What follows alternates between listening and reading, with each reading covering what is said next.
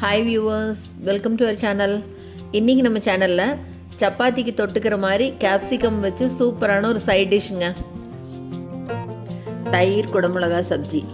வாங்க எப்படி பண்ணுறதுன்னு பார்க்கலாம்.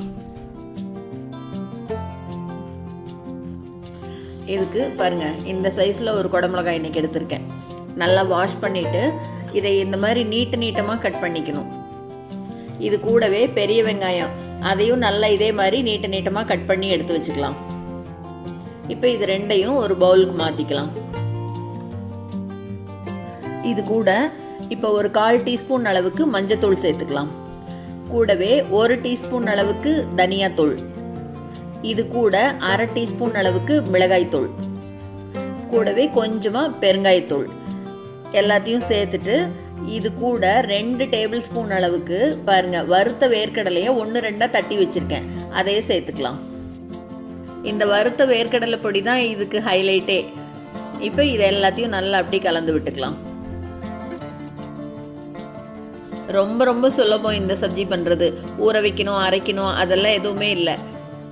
குடமிளகாயும் தயிரும் இருந்ததுன்னா போதும், கட் பண்ணி டக்குன்னு பண்ணிடலாம். இப்போ இதை கலந்து வச்சாச்சு, எடுத்து வச்சிடலாம் இருக்கட்டும். இப்போ ஒரு கப்பில் கெட்டி தயிர் எடுத்து வச்சுருக்கேன், சிலிப்பி தண்ணி சேர்த்தாமல் எடுத்து வச்சுருக்கேன். அது கூட 1 டேபிள் ஸ்பூன் அளவுக்கு கடலை மாவு. கடலை மாவு வந்து ஆப்ஷனல் தான், வேணுன்னா சேர்த்திக்கலாம், இல்லைன்னா ஸ்கிப் பண்ணிக்கலாம். நல்லா கட்டி இல்லாமல் பாருங்கள் இந்த மாதிரி கரைச்சி எடுத்துக்கணும். கொஞ்சம் பைண்டிங்காக தான், வேண்டான்னா ஸ்கிப் பண்ணிக்கலாம் கடலை மாவு. இப்போ ஒரு வாணலியில் எண்ணெய் விட்டுருக்கேன். எண்ணெய் நல்லா சூடான உடனே 1/2 டீஸ்பூன் அளவுக்கு சீரகம் சேர்த்துக்கலாம். சீரகம் பொரிஞ்ச உடனே இது கூட கொஞ்சமாக துருவி வச்சிருக்கிற இஞ்சியை சேர்த்துக்கலாம். இப்போ இந்த கலந்து வச்சிருக்கிற கேப்சிகம் சேர்த்துக்கலாம். சப்பாத்தி கூட தொட்டுக்க ரொம்ப நல்லா இருக்குங்க இந்த சப்ஜி. இப்போ எல்லாத்தையும் அப்படி நல்லா வதக்கி விட்டுக்கலாம்.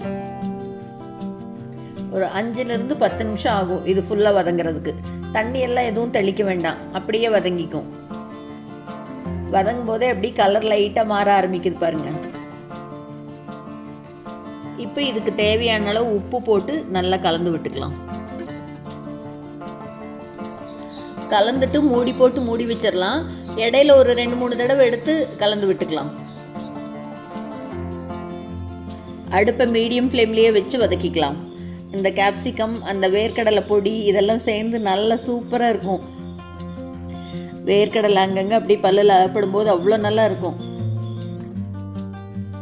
பாதி அளவு வதங்கியிருக்கு பாருங்க. இன்னொரு தடவை மூடி வச்சிடலாம், இன்னும் கொஞ்சம் நல்லா வதங்கட்டும்.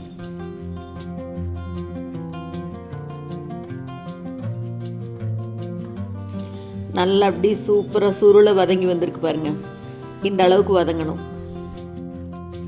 ஒரு துளி கூட தண்ணியே சேர்த்தலை, அதே வெங்காயத்தோடு சேர்த்து நல்லா இவ்வளோ நல்லா வதங்கி வந்திருக்கு.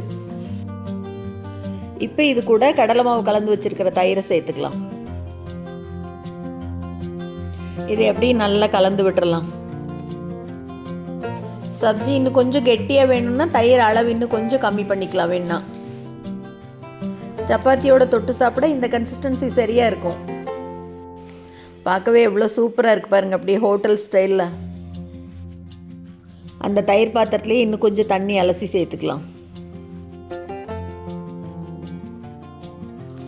இப்போ இதை அப்படியே சிம்மில் வச்சு ஒரு 2 நிமிஷத்துக்கு விடலாம், கொதி வரட்டும்.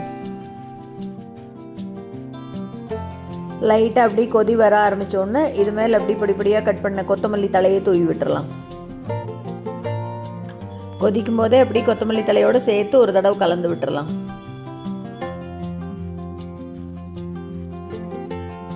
இப்போ அடுப்பை ஆஃப் பண்ணிடுறேன்.